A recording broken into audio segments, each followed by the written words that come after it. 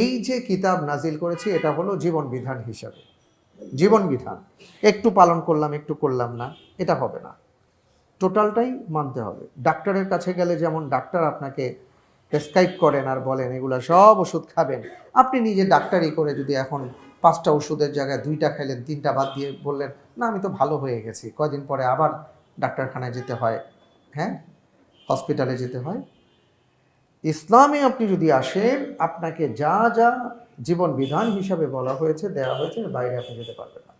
আপনি 2টা মানলেন 5টা মানবেন না, আপনি ধরা খাবেন, আপনি বিপদে পড়বেন, পরে আপনি ছোটাছুটি করবেন, আহা হা হা কী হয়ে গেল, আমি তো সব করি, কিন্তু সব করলে কি হবে, ওই এক জায়গায় আপনি যে ভুলটা করে আসছেন ওইটা এখন ক্যান্সার হয়ে গেছে। এ হলো বিষয়।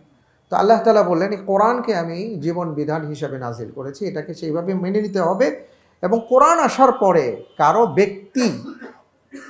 ব্যক্তির যে নিজস্ব চিন্তা, মতামত, মতবাদ, এগুলো চলবে না, এগুলোর ধারের কাছে যাওয়া যাবে না। এইটা যদি কেউ মেনে নেয়, কোরআনও মানি, আবার অমুককেও মানি, তমুককেও মানি, অমুকের কথা মানবো, কোরআনও মানবো, হবে না, আমাদের ধরা খাইতে হবে।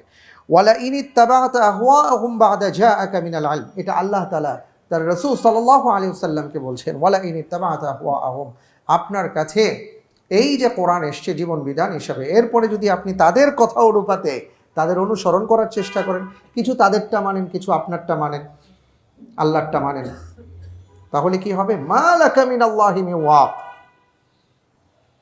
তাহলে আল্লাহর পক্ষ থেকে যখন আযাব আসবে তখন বাঁচাবার কেউ থাকবে না। আল্লাহু আকবার। এটা রাসূল সাল্লাল্লাহু আলাইহি ওয়াসাল্লামকে আল্লাহ তাআলা বলছেন, মানে হলো তার উম্মতকে আল্লাহ তাআলা সতর্ক করছেন যাতে করে আমরা সতর্ক হতে পারি।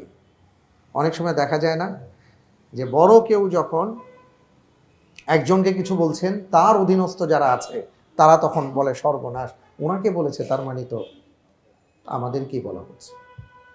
তো আল্লাহ সুবহানাহু ওয়া তাআলা তার নবীকে এই কথাগুলো বলেছেন। সুতরাং জীবন বিধানের মধ্যে আপনি অন্য কারো মতামত বা মতবাদ ঢুকাতে পারবেন না, ঢুকালে আপনি বিপদে পড়বেন, এবং সেটাই আমরা করছি, আর বিপদে পড়ছি, আর বিপদ থেকে আমরা উদ্ধার পাচ্ছি না। আল্লাহ হিফাজত করুন।